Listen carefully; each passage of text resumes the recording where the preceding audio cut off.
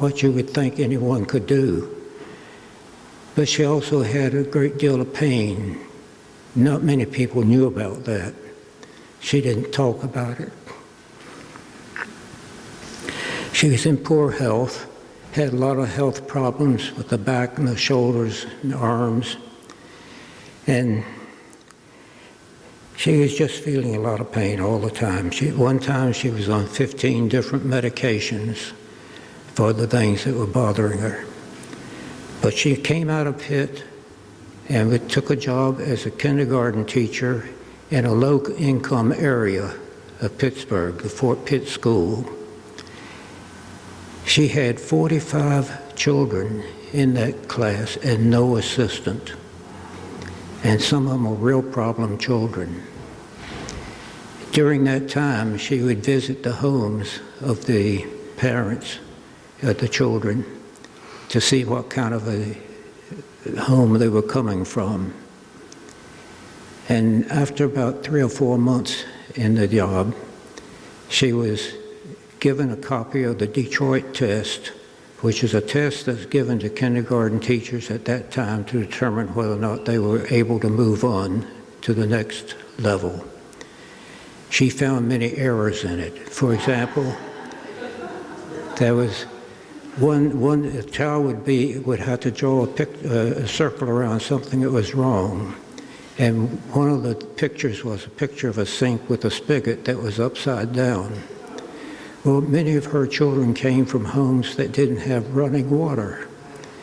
And she found a number of errors like that in the Detroit test. She sent it back to the people who had made the test, and they made the changes and sent it back. That was the kind of thing she did.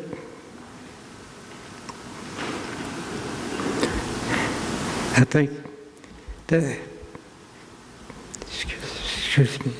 that helping others was just kind of a second nature for her. She was a member of a number of organizations that were designed to help people. Writing was one of them. She belonged to several organizations and helped people with their writing. She was a member of the American Cancer Society, American Association of University Women, and she was very active here in this church. And she did a lot for me.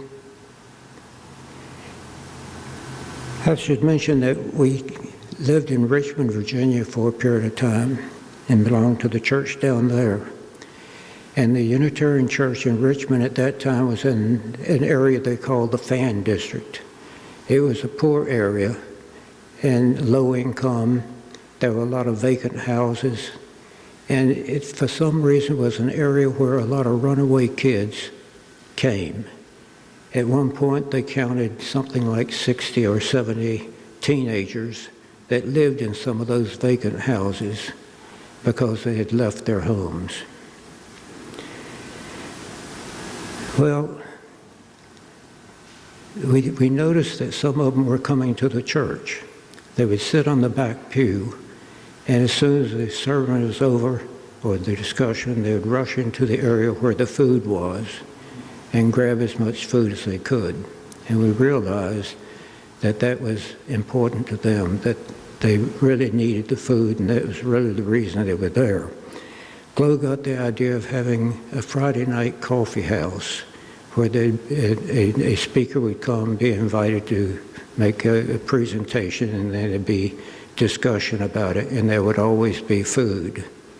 We announced that in the church, and the next Friday night when we had the first of them, there were 5 or 6 of those kids that came, and they sat in the back seat, and when everything was over, they rushed in where the food was and ate.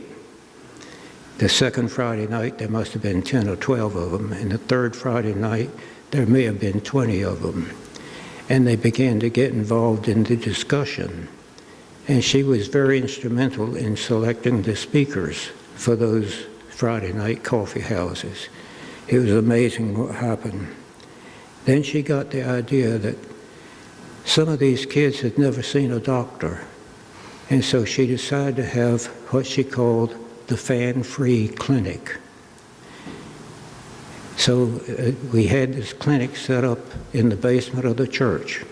She did an outline of where the various cubicles would be, where doctors would sit and talk to the children. And she said to me, I was working at the Medical College of Virginia at the time, she said, you can talk to some of the doctors over there and they'll come. And I allowed us how that they would since she said so. And so I talked to several of the residents over there.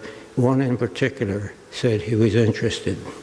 So the night of the first Fran-Free clinic, we were waiting to see what kind of physicians we would get.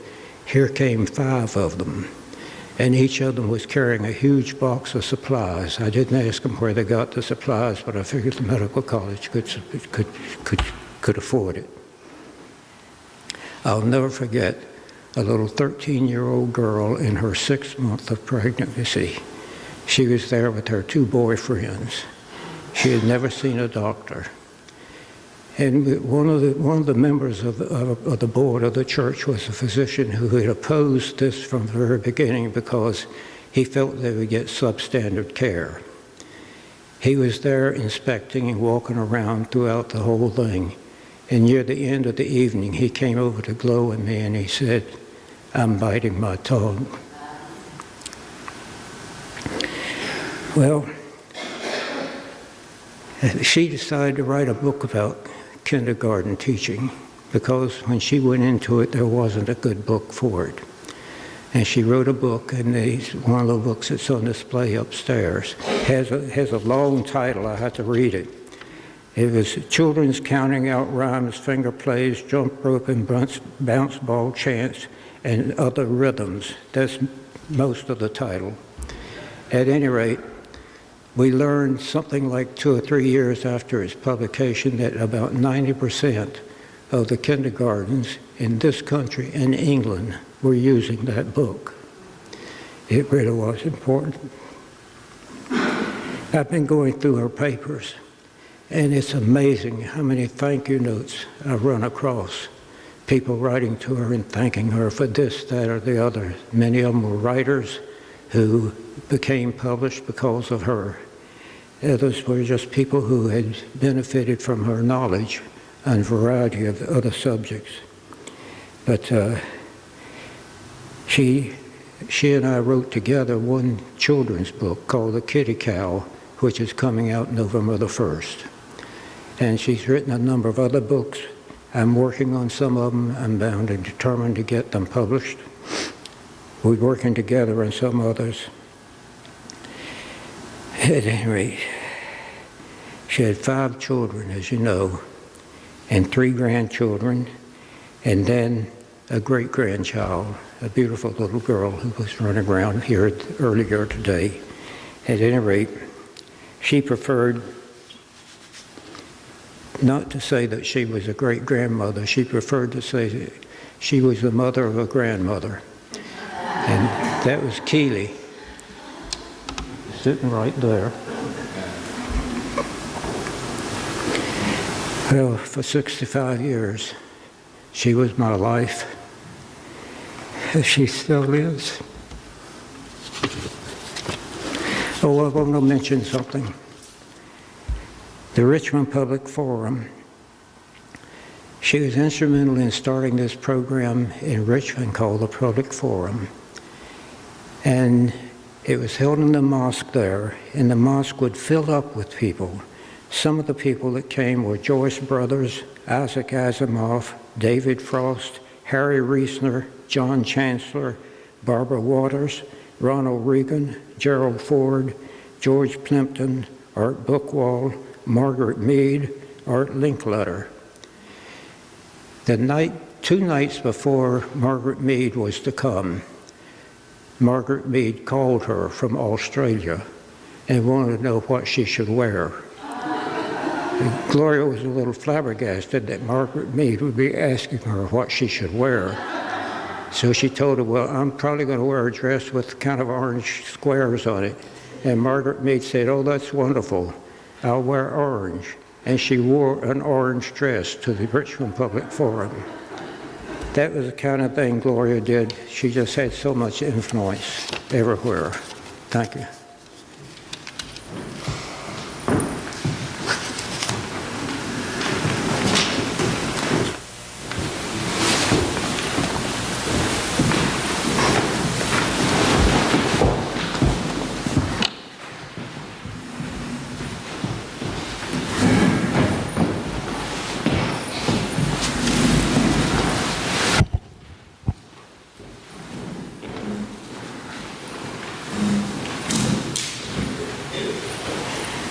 We're so fortunate to have heard from you all. Thank you so much for allowing us in your circle. And now we will hear a song from Bill and Glow's son-in-law, Steve Wozni.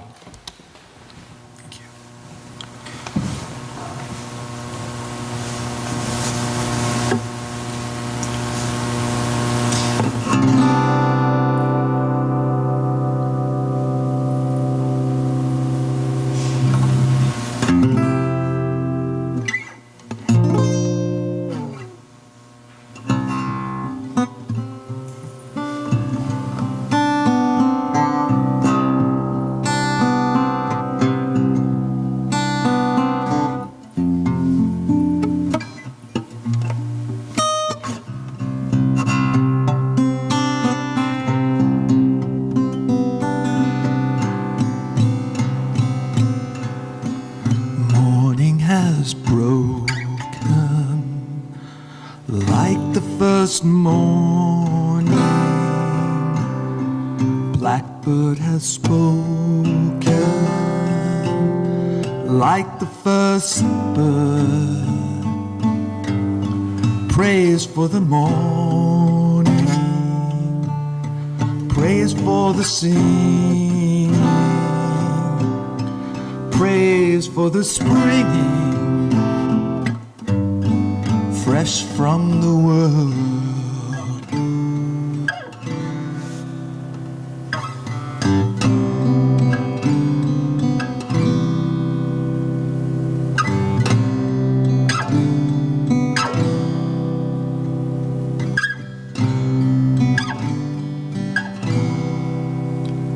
Sweet the rain's new fall, sunlit from heaven, like the first dew fall on the first grass. Praise for the sweetness of the wet garden,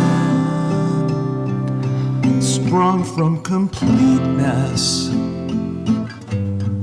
where his feet there.